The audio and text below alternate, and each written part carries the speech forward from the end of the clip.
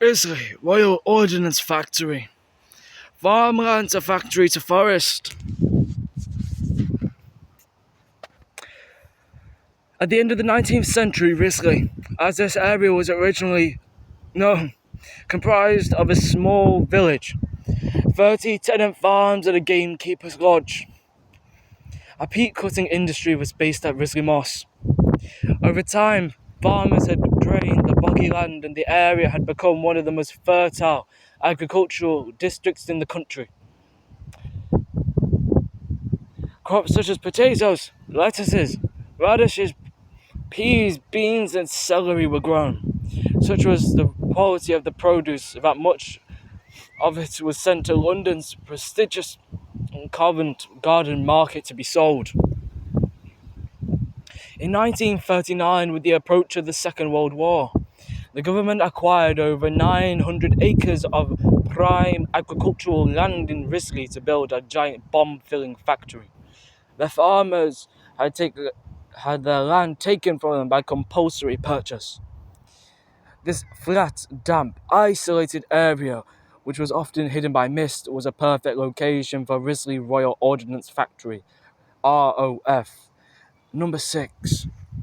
It took 18 months to build the factory, but some areas were operational within 6 months. The site was enormous, covering just over 2 miles from west to east and 1.25 miles from north to south.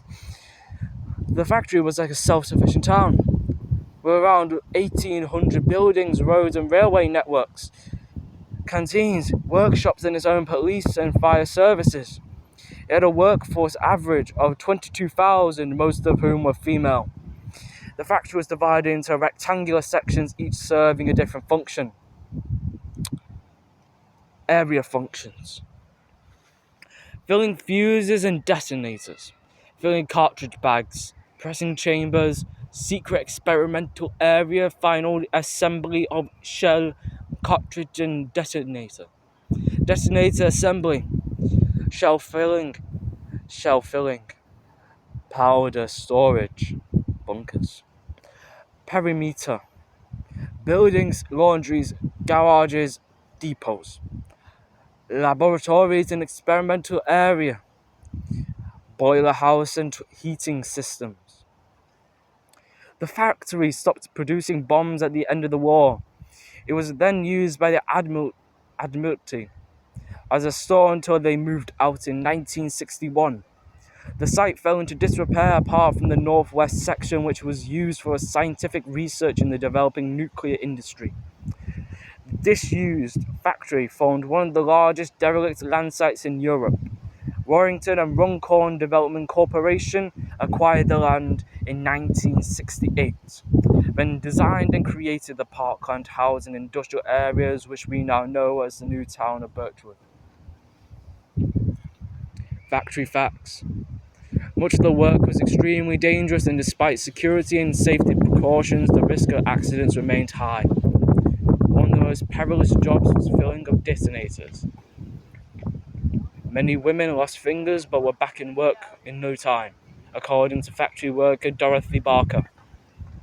Some of the girls who worked with a powder called cordite used to develop yellow skin and hair. They became known as the Canary Girls. During the war years, a vast number of explosive devices and projectiles were filled at Risley, including mines, shells, and smoke bombs. The largest bombs dropped during the Second World War, known as the Grand Slams and earthquake bombs, were filled at Risley. The bunkers, power storage magazines, were the strongest of buildings of all, where vast amounts of different types of dynamite were stored. There were 20 bunkers originally. Only 4 now remain as the landscape features. The other 16 were situated where the playing fields of Birchwood Forest Park can now be found.